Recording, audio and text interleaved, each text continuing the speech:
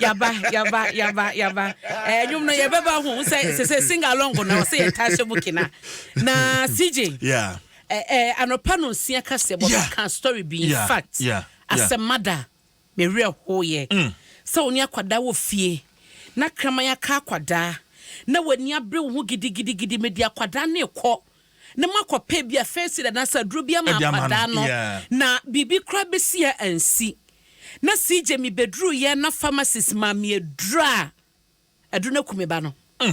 Kwada 5 years. Abamu a Kramaya kano. De bia veterinary for boy kokose. Krama bia wo ye mpotem krama bia wo fie. Ye mom wo ye mpane o ye mom mpane. Ebura won krama ni bia no nya broke. Ano eden. Akọ biba. Enti pharmacies a woto wonim say krama ka kwada. Ye bono anti-rabies vaccine. Enti wenu so no eyenim na onim anase fam eboapayo de sije entumi mase eboapayo ebetumi ba se ba bi ote no onim na dwuma ebetumi ba se onyenim de bia onya entity bia kyese obetumi a prescribe a dro e de ma yarefa waba adena wose yetena se yenhwe han masade we bedru sei. Okay, abna ma men kwa homa no so na yene the regional manager of the pharmacy council yene no entwetwe enkomo ora Benjamin Kwatin, the Ashanti regional manager for pharmacy council yene no entwetwe enkomo ora Kwatin pa choti enka apombo kode sa rehusemi eboyimu kwambe na mfa so te na fi yen konchechire mu kakra wadaroma ede ndawasi achia otifo enyo say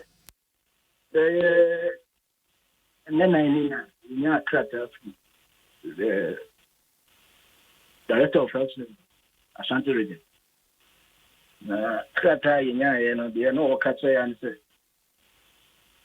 kwa bi is municipal health na sutrete nyema bi koso pharmacy bi a friend live dream pharmacy working as a agree na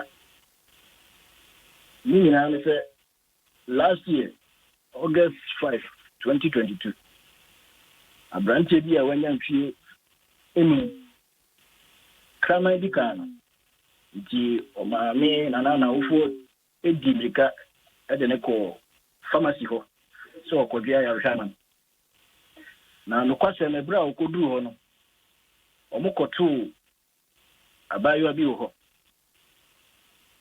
na otie wo manu disem no oyeso obewo abofra no 8 years injection ti owo mo wiye no na odi lo bi ka ho a pain reliever F-pack suspension and ma antibiotic amoxiclav suspension we no dey immune booster vitamin C syrup kan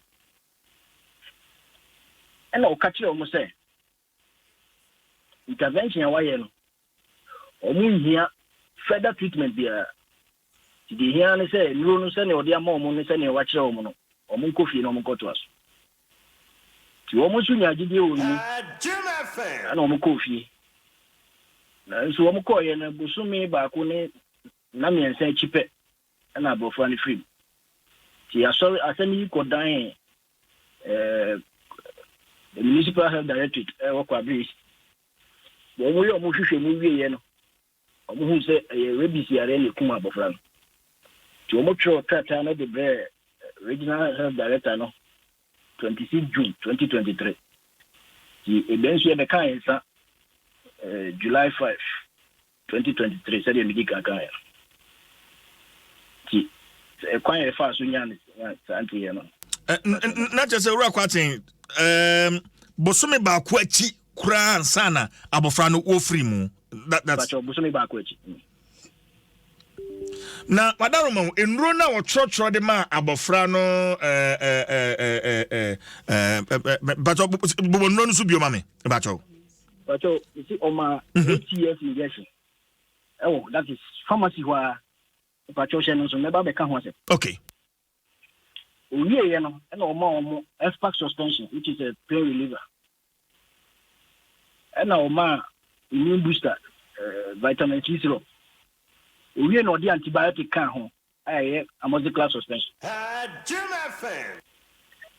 Okay, me bacho yi ndonu mako now so person can be fa injection no ho. Yeah. Now, you stress you on injection no. Emra ma ho kwan say you wo panie wo pharmacy. Nti hono one watumra.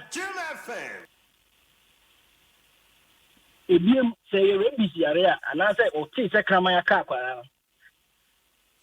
Nipa wo ho na ampem musa kraman kronisu. And also, there should have been a follow-up for some 14 days or so. Me and also uncle. Time, Abra money of running out for call pharmacy home. So, not pharmacist to be any hope. I need to tell me that there should have been a registered pharmacist on the premises.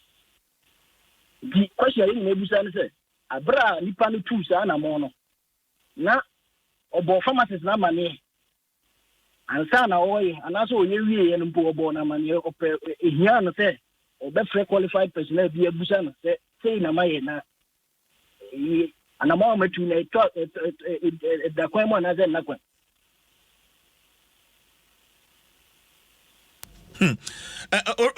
what you madrian see at bibi so enkomo no ye pese agebre na twetwe ne yie wo say emra ma kwan say e be wo pane e pharmacy but you say anything I say Krana policy be bar, also COVID-19 by I buy the vaccinators and increase spectrum.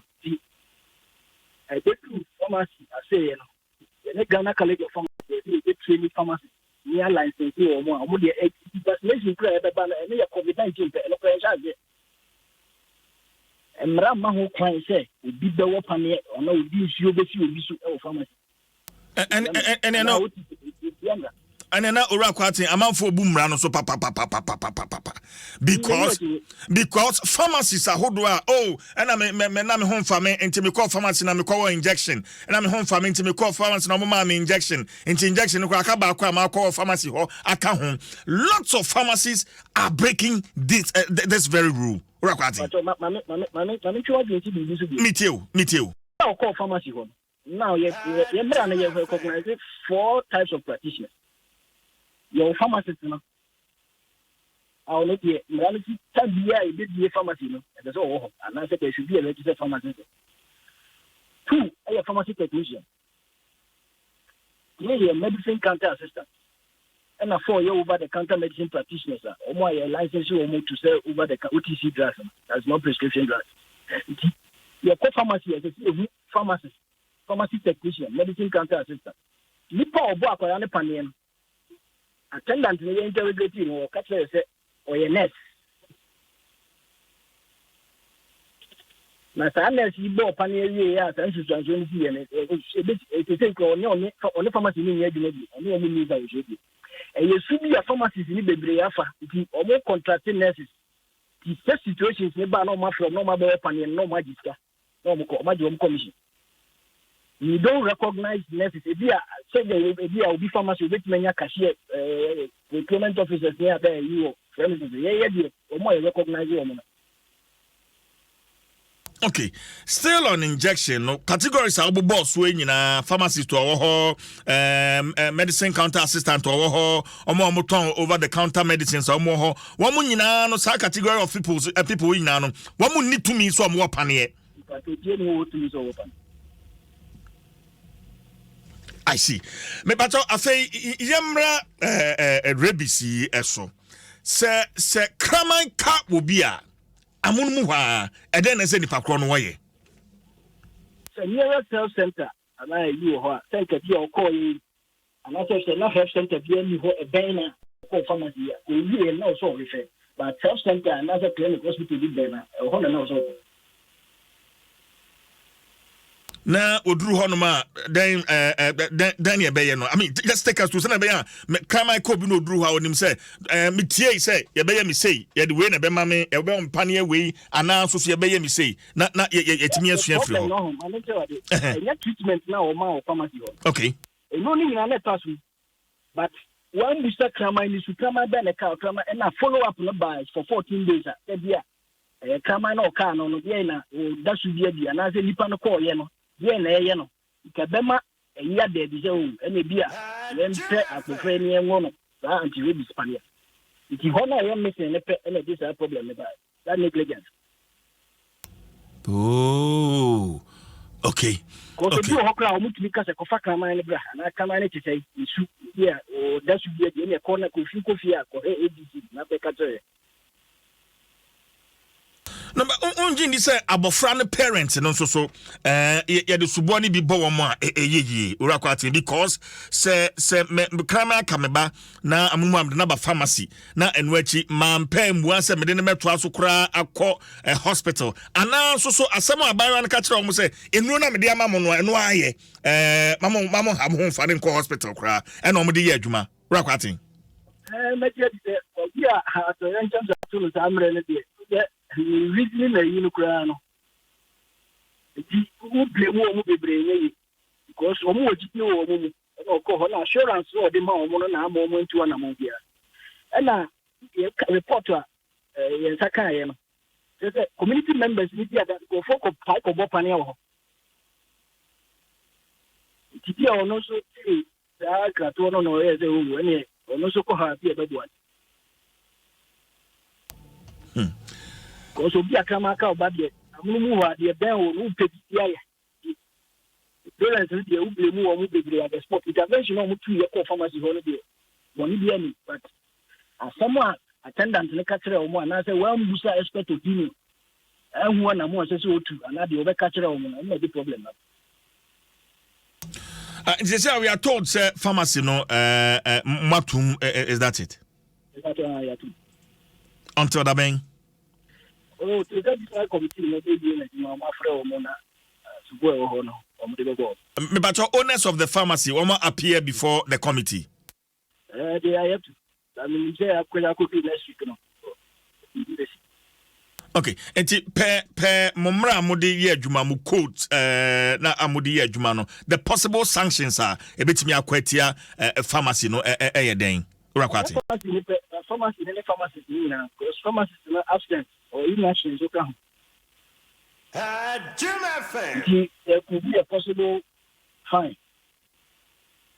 Revocation of license. Say to me, Kratana, they are more so mudik money. And also imprisonment. So the quack of the fears in Nakakra. And I say, the Kabum. Other 2 or 3, no media mom. But tell me, if you need to use a new bed.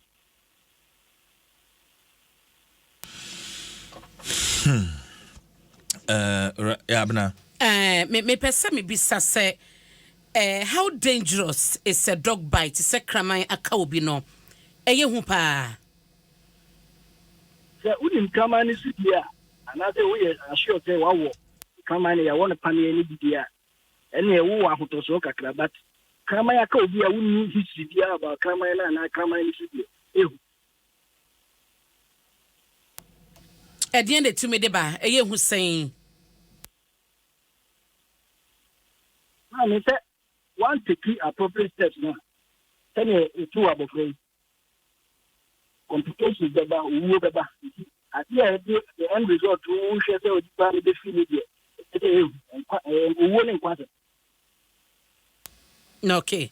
Na CJ yemi sa pharmacist ni bi on my enim say ya na mo recommend ese ba bia enro wona wo say enya temperature bi menim pharmacist dodo a mawremu a air condition eni hodom heat pa agina pharmacy ni mu no enya de keto a mo advices a anase de nyina no omuti amra bi ya couple standards go adequate ventilation and now over OTC to see the no difference from pharmacy. If you have a pharmacy, you will notice the air conditioner. But now current economic year, the temperature should be fair enough affecting the storage of the drugs and the keeping of the drugs. But then now economic challenges near there. If you look at it's not use. So I buy a Kenya here. If you don't have it, Orakwati maenda wasini offense here. Benjamin Kwatin is the Ashanti Regional Manager for Pharmacy Council. And you know, actually, and come on, it's sad. It's sad, and parents no so. One who say abna anapay paniya bi anyone yama bebre. Yes. Sa paniya ya ye gen pharmacy. So any advisable farmer osi etiamra. Any advice wo na wo kono. Was how this adwin we so etiamra. Bibi ne was so refer Eduko hospital kesiem na omo taking from home. But abna won say most of oma ya omo pharmacies e call paniye no. They may have reasons. One of them being say ebi malaria na aye me miti me ya nti ese me call a hospital. Nanka ne kwan so an hospital na. Lai obeko dimu na. Me kwa sania hospital hokwa na e betete me. Na o butina ya na o de nipa amanfo wo de we abeta no de be higher drain ye to so mienu line oba kodim OPD enti ane pharmacy kama ya bie no me fie anim hai glass we anim kama air condition ho ladies no mo ho no so o me ye kama fa guy kama na o mo ye no guy ba ko so ka ho o mo bo adwuma kama na o mo ye no omo wo what it takes ni mudie no de be hwe wo no ana say obi a oye lay person lay person no de o hwe senia appearance sanya hono mo etie enti okọ hono mo so ne be won pane miensa ne obagi mienu ne na ochina obeje ba ko na aka no e de aka ho to duru ho enaja odane ne ho ba ku bankum ha mienu nifa ha na wo ma ne nduro ka ho no ko fie koda ya ne ho fifire ne ho to ne ba ade chen na so ye fast na okọ hono sa koje pane ba ko na aka no e ka ho. But as we are being told this morning, etiamra nye ne kwan no nye ne kwan no je say enyema bebre ya to da bia wo behunu a na obisa on say nye nyame na aboa mi o ka bibia betumi asi ye nyina ya jempane wo pharmacy sa ka bibia betumi asi enti no pharmacy ne dia obekọ ne mum ya no wahyehyem na wahunu ba bi wo hono ma omo hyeda wo pharmacist a owo hono ma eba ne nimdie mu enromu ne ade a omo wo ebi so hono ma wo kokrompa nipa na no obi sa sentese na duro be na wo pe unso obi won ma be kwase bia me ha se or per recommendation e be free ho se bia ne weni e be boa wo wan unsa wo kọ na woni mu de wo kọtọ a enu ye difference wo kọ kire no de eye wo no be ma woduro e ho na ya na problem no ejina no enti ene ye hunu no CJ ye nyina ye fa bintu ye kotodwem opa me yem phone line sia na ene wo ho me mo de ebe ye den mia kasa na me so pane enti be de sa ma bo pane no unyame me obi me so pane pa me so sa o de be on pane ba ko de enka fama me aduro bonsia tablet ni ade bonsia ma me so ni anu de anu manage ho pa wanu mu dentra wanu mu de 0302 216 561 0302 216 562 wako pane e pharmacy da ene ya eya woden ene ya wate se etiamra yi eno so wanu ho so ko on pharmacy ye de enkwedi agro pa o CJ ye de enkwedi agro enfitri ba bia bi ebokios bi ne makwakosem na makwakobo pan licensed chemical seller no makwakobo pan o KK Asamoah chemical shop license over the counter chemical we dey asema ya tron blue table so na egbanim ho we dem say menim papa bia na o ye pharmacy shop won na me bo area na ne di wo manu pa o kodo de do ma o say ya dum ni nyina ti afa dum ni nyina CJ osinum ni nyina o no me drone mensa obi oni mu nkoko obi mo area no be hu pa ko e fere dum ni nyina na sam na make. Hello, good morning. Good morning. Me ba jo hwani Eja Medina. Eja. Wa opane of pharmacy da. Ma wobi. Na wo ame wo no say that wo bi wo me. Na sita no so anko wa e be how. Enti eno so no e kan ho. Sita no we that wo bi awo no ma call pharmacy shop. Na ako ba kita no so. Okay, yo, me that say. Sorry. Hello, good morning. Good morning. Me that you from saying? I say Imana sorry. Imaka Safri. Achem Tafo. Fantastic. Old Tafo and a new Tafo. New Tafo. What were Pania or Pharmacy da, Ima? Me will be the name one can really understand.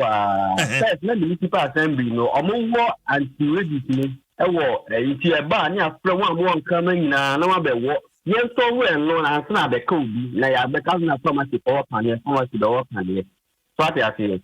First, a municipal assembly, no, Mr. That, oh, one coming now, Mufamba, Munda, no matter one. I'm the Baba Mantem.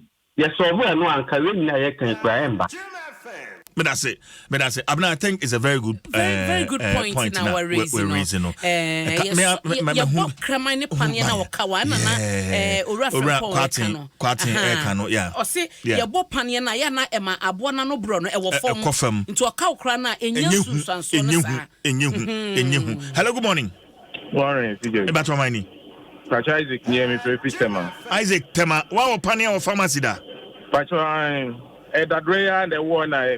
Obi se mi ko boti tanos ma do kwa na chem drugstore na me kwa na me ko boy omba wo say omo bo me ba ko ewo me nsa ho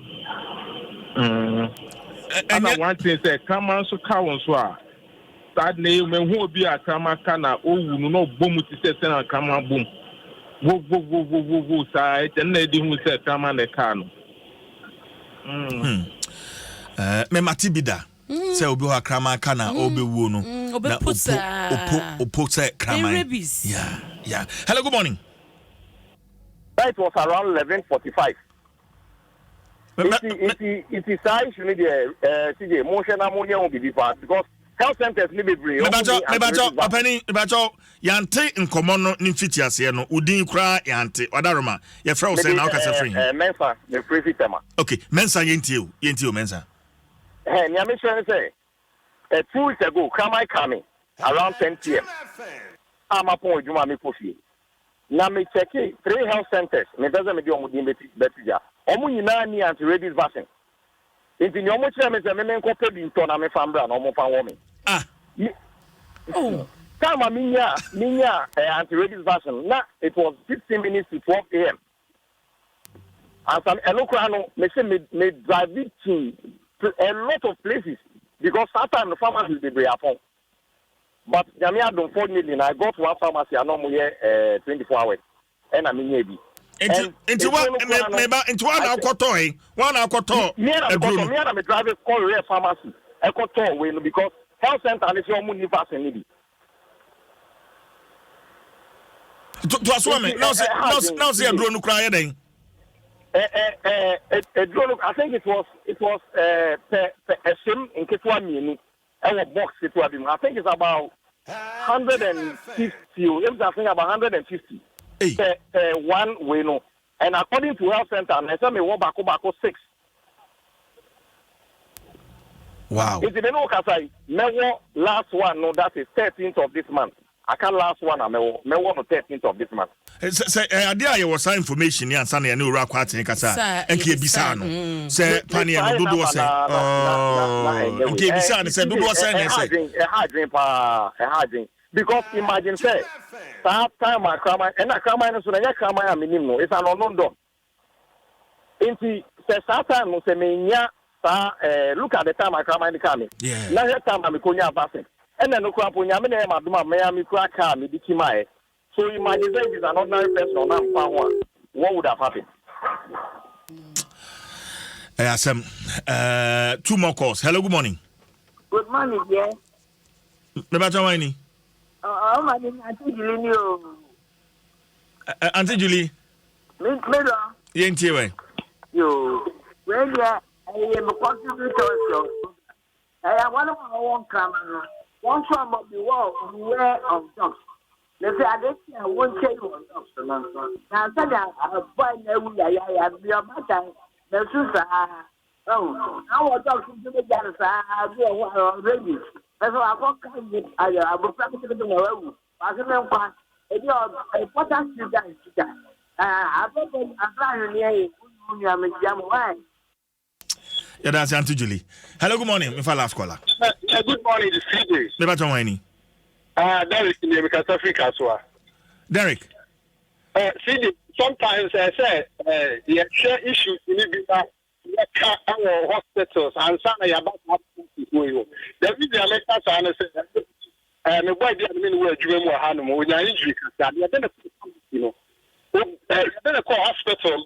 As I say, you start any treatment and I am man on the young we did on the Mona or I see a pharmacy, not pharmacy to a friend and be a buy a bomb. It is sometimes so that the other terminal.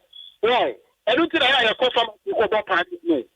The more share of Namonka. Okay.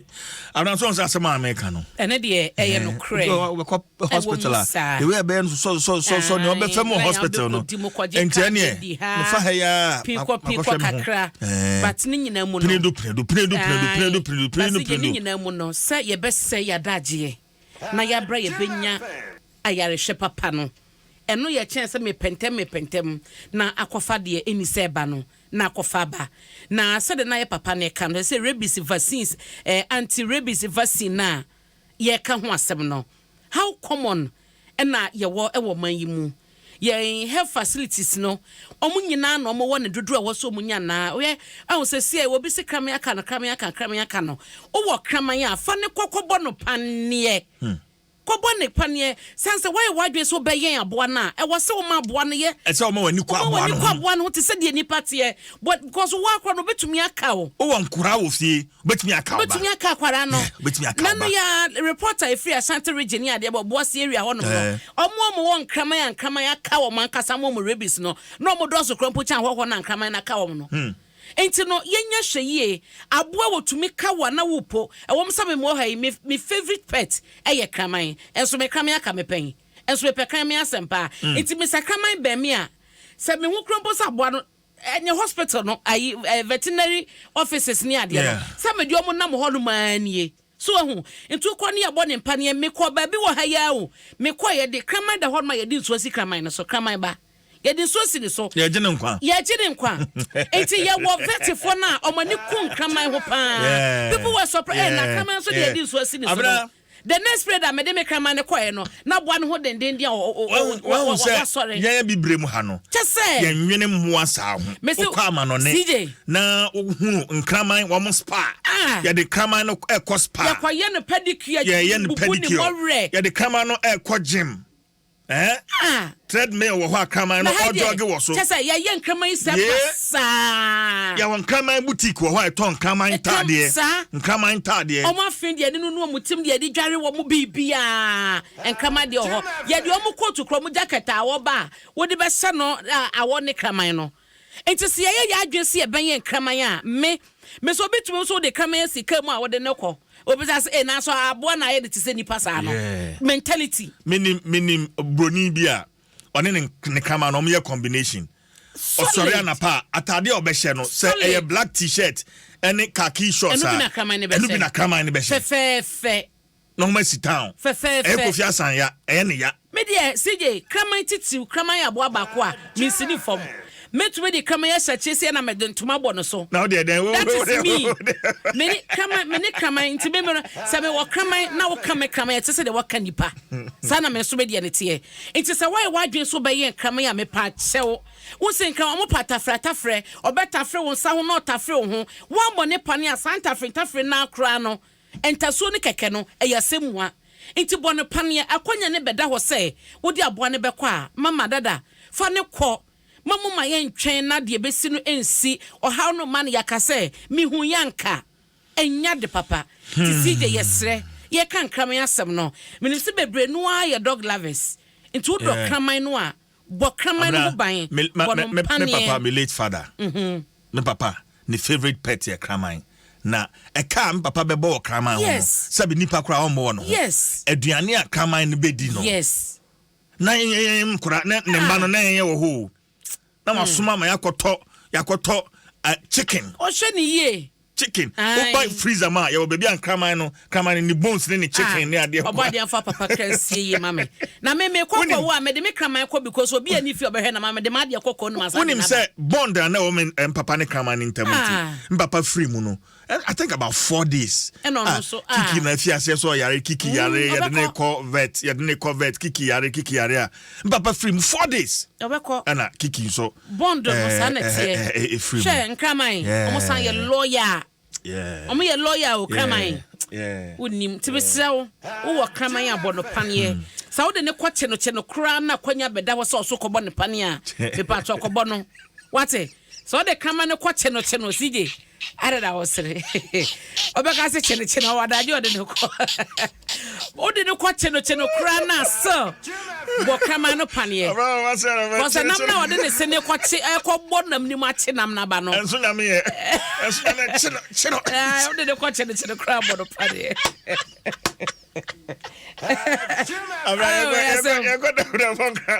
CJ, Bobaba. Yes, minister be one mind we more by Bessia, watching him made nene papa tum. Adaya, Nisika $1 million cash, Ira. Why not you want to? Edini baba later minister or your bar. Watching him made and nene papa. Mudam.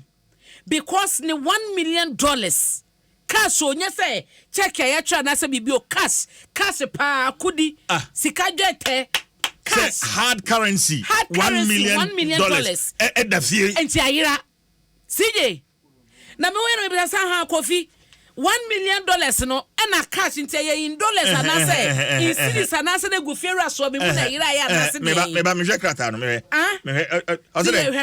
female ministers made that in custody over $1 million missing cash. Hey, na me say hey. Enti minister to me $1 million cash that them so the koye project ben e wo fie ho no mo anasi kana nye dey o man sika na o ka Victoria Hammer me kai no pa ono podi o ka say na me ya na dom no dru ha na onya bia obeja adwuma no obi nsusu anya bi meda ne wardrobe mu e ma ya da bi o eh Victoria Hammer na no keke no de kasa no ye dan ye na adwuma finisem yes former president Mahama na breso yes enti no asem na ebobo ba no CJ se no minister kunidi maaye na se enya beto ho drop ya e wo so boma ye hunu sika na de kwa na de koye because CJ say your project pa wo koye project wo babia wo anasa wo de koye adwuma bia sa sika na ana ebia no ye businesswoman enti wo ye adwuma wie ye no fa so onya ye no $1 million cash. Any statue. Eda won ho. Any statue. Cash o. Any statue. Any statue. I'm for cash o krum ha. Minister. Chese. Me who story no. Female minister. Mami share. So no your ba. Mami share. Say here ma so afọ na. Yeah, me share ma so afọ no. Say one can deputy you to see minister nankasa. One kasa original minister. One kasa regional or see minister. Hey, Mammy share. Okay, me shall say free. Hase baya. Eddie became a bahasia. Many atobe me and sebi so. Okay. Me and Sam Crown. Woman, you know, so I'm a baby pa. Me no more fine pa. So much with the $1 million I told them. A show them home so pa. No more cash. Enti no aya wo de akoto ani tiedwaso na ye de fila no beba $1 million United States dollars no Ghana cedis na da ho Ghana cedis no eye see we mo na mo ye economics bo so we ni saying eye 11 million 325,830 Ghana cedis 11.3 million Ghana cedis. La ilaha 11.3 million Ghana cedis. Ebi cross anguso. Edademo. CJ, minister no dem edadem. Meba ene edadem. Cash.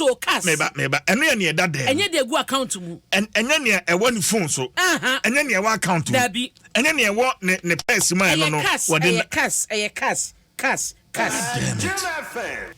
Hey. Hey, kwafu discount. Money. See the discount my money. $1 million. Nonga jana na case onye ni wo ho na ne time nso. Ana oni minister ko. Na ke ni minister ko trobla microphone ye ma set ma be kan gum. Yente ho ma. Na dwagum. Hey, CJ. Na me kwa manim no usa Bank of Ghana den krata ni ade aba se o mai mu no mo charge dollars ni ade. CJ ye KPN ye bedi 5 years. Na ye di dwuma ye enquiries ni ade. Hotels ni areas best miensan ya ko nyina no. They are charging in dollars. $4,000, $2,500, $3,000. CJ, enti san krata no mo de buy na ye adwuma o. Ya bo minister de dia che. David Peggy Amadonko. Also ni mo no. David oh o see e kan krama ho asem no. I say CJ, okay. You people we want 3 square meals a day. We are talking about dogs and saloon. We beg, shift your bodies. Yeah, come on.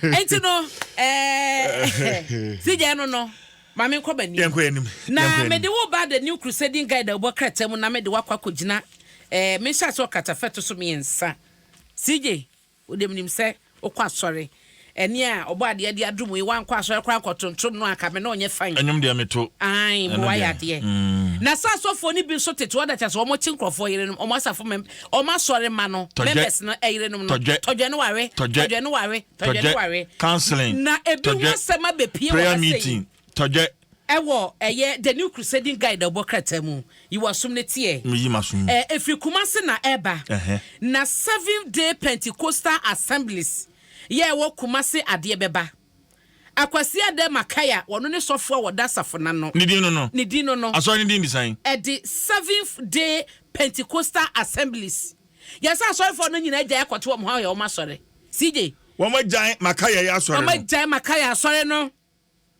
si na anu ya na okokọ pie mu wo kumase yo mo de ne kogina ahemfo ani manhia asante hima na hemfie wo manhia achesa bedwaku atena se ye mpanyifo num ekọwi ache no saye so akwakoje na asore bai wakọwe na asore baire woni na kwakoda wakọje na boso ekọwi ache krempo no aware no aye bisi basa ye de ne koye no abuabo no ema nanan mo ye se ene sade a wo mabodeka e wo so otwa enwan enan na wode pata nananom ewa asase no so sasa wasofo nye saa asemi krompo no mo kan ya na agya wo pa chewa na mo te so do mo ye nenwan mienu intedo no ne ho na ye 6,000 Ghana cedis wotu ye krodo mo de sika na ma wo mo ani chebi na ye se ye asofo no ye asafo babako yo no so edi kwaku esen na sofo ya kwakwa recommend malam bi jujuman bi dia ma no amo no so de na kwakwa 25,000 Ghana cedis sika no condemn sika ne hu akira kwan jujuman ni so ye hu no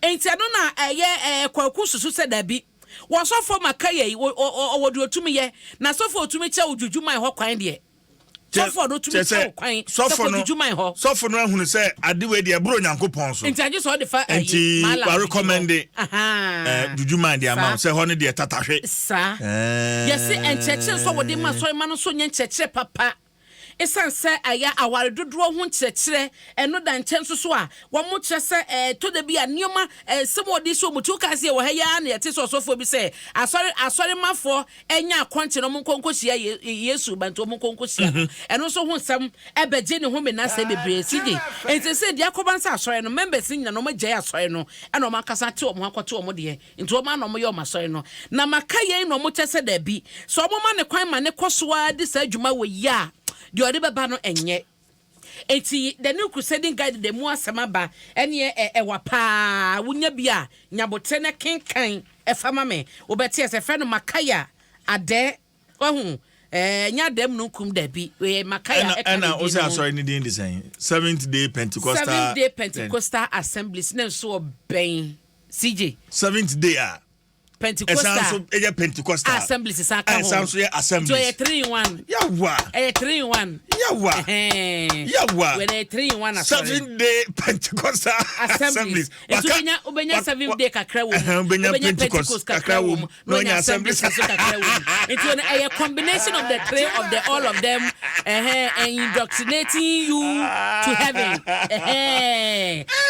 No. It's a one asem. Yagopo mo huna mani o. Oti asem ho. Na se de kofo didi ne hu de menya so mo akra no mo didi o mo ho sa. So hu. Enti the new crusading guide abokata bo mu amane amma o. Me patro ya na o saka na wa kenkan bi. Fije me de wo eba daily guide abokata yi mu. Na wo sha aye attorney general wa ye ward Godfrey Ebo Adamini foni edaha. Se wonim se wo mo ene aye when a Cassius Mining Limited now omonyomo ewo agreement bi a womo de omo sa ehhehye ase na omo ya tete se no ewo arbitration Ghana ha sei da womo ensem ehhye ase 2018 na de attorney general susu no anase de wo ka no ense se no wo de injunction akoto no so ya o hye se court enhye no se asem no ewo Ghana ha arbitration center womo eka ho asem no me omuntumi emfa nko Hague eno no international arbitration center honum no on to me fa asam no enko ho kosisi Ghana arbitration center etiso no ebeka asam no ebedi asam ni bewie anse no wana monto bia watunte se no injunction na attorney general eje ede ato Cassius Mining arbitration no so Cassius Mining so men kan sa se de be na wo mutu be entebra asam no bra Ghana eniwie ye no emfa nko ba bi foforo ho asam eda ha na yesi Ghana ni bi so CJ Ghana ni ono nya frisia de no 24 years our students ewo wenchi senior high school as a see an oti Worcester no ewo United States of America na chese wakobo na busuafo mienu tuo ma posifo ene ya wo mo ewo Worcester ho no police department no eko gina so ye ba mu chese tuo pa ene odidi djuma no eteki won besa 13 hour standoff do hwe no makoma kudumi ensa ansa na wo mutumi ache ba mu ano so mu hu no na che ohun wom no odwade eko se fie ho no ho asam eda ha na no so no isi ubu boboba ewo ho CJ I see yi atiefo so chesisi ya wo de kwasoa na tie dwa so nyako tena ya woda ni fieda obeti ho asem ya beti ahaya asem we no bibi boboba wo ho boboba wonim se haya na abeti no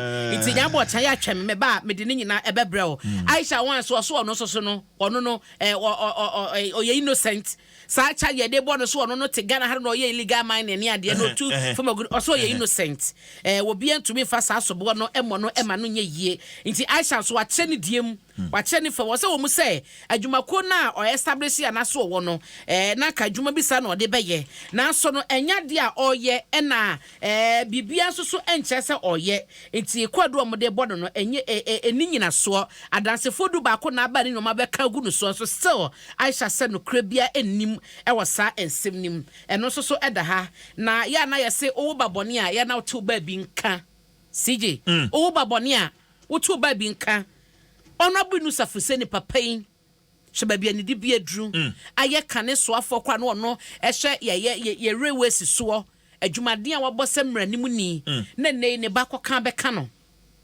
so asiase ne ba yesi romance scam sen committee hey na mesi o Mr. Anso wa akwata bi o US baby na ja me dem no fa Mr. Anso ho na Mr. Anso nim so me ni abena hyehyɛ ho enye wa no keke na ade fa no romance scam no ma me nkyerem ja na me kyerem bai sentiment mama Mr. Anso hu se ni bibi ne me hyehyɛ ho ye wo hu enti no ono wo ho ntie bia bibia ni a me kura bibi se yo me hia sika sei na wa send dia ba ne magye ono na dwim no nim se ne mpena ne me anase oba bia oba ware ne daakye ono ne hyehyɛ ho na magina no later no hu se sending na scam na meboa ebe kra na maware so hu se de tie no CJ aketua yankopon de be mammo amoye sa romance scam no enya aketua romance scam no ade ba ko ewo mu nso ne se on se na nse video call ne ade ababa yi enti mamenhwe na o amano ne enti mamenhwe fa ko fam fa ko soro dane mame ye ni sei no so eja to taba na ni triman de Entuka so wontia. Ne no ansa ye kasi ba. Na wode ba. Ese nya hyenhyina ni sika kokko. Na ho kakra. Fakọ fam, fakọ soro. Na wa sexy wana hona ibi na chese wode ye ne ma kire krofo. Na mu di sika na ba. Eno bi ne yesaba mu awe yakwakoye. Na CJ oye nice guy nso he no da yi. Na o sha nchemu ni nyina no sese no kwado no de akwakoye ne se okoda afiase mfie mienu omo yi ne so a mfie miensa omo be monitor the movement ni bibia eno na nche no obese $228,000 edi ama omo a obo sa bra no wiewia mo egigi wo musika nyina no obese $228,000 so no so ne case no so ayekoso omo ama no beli no se de na wo pe no no nti no so no romance scam ya bia romance scam ya bia ohu nti ade no ya no waka no kra bia mem ne bia maware onipa na peso de beba na ode aba anase bia mem ne miti sei anase bia sei so ohu obi word ma ope wasem keke CJ but mama ye na da wom enye fine nti no bi na aba ya Abdul Fuseni wono so ni foni eda ha ya wo hwe ya ono ne papa na twasa efoni no ho asam eda na omo kyese bra na oboye no onya $21,000 baako wosan so nya $48,000 baako esan so enya $106,000 baako nti je sika ketenkete na abamu ana enya ne sa no cash mesi ye kan kra be ko bisa se sika no wan se ne ya ye san beji $128,000 baako kra ni ho mo de beko baako kra ni ho Skanashi besa kwa begu ni papa ya so a sa na tie na me de wo wie CJ ajebo anya bedru vetting committee ya Professor Eroma Kokwe no wada no ya omototo mpanyifo makomaku edu a omokofa nkrata obia hwese obetu frank adiama MPP no omode omo report no aba enra na wo hwe ha se ya delegate dia to hanmo GFK Justin Kodua Frempon na eda menifa so yi na Professor Michael Kwe eda me benkuma che oye presentation to report no dia ba obi ni yam why na ye disqualify no why na air qualify why na air special congress no anase ye disqualify 5 na beko eye the final election na wo beko no ana eno so ho asem da obokra Ediaba Matin kakra diamantino CJ so far so good can be abna ne akwakoye ne de ayehu se bi moto sa enra mene ye papa baako or political analyst or University of Education Winneba was on the def kwan bia so ne expectation say e was disqualification ba wo baabi e was say bi mo no ye disqualify wo mo nti no eboboba ene na we kwa so mba me ehunu I was so my ehunu se said dia aye huhu se committee need the report be amudi aba mpo nti se na was so my ehunu na enra ye rarechida hiagba eje penny esa report hu obam ye di nkomo obega agenda so afi time o ya so se change topic nti de koye no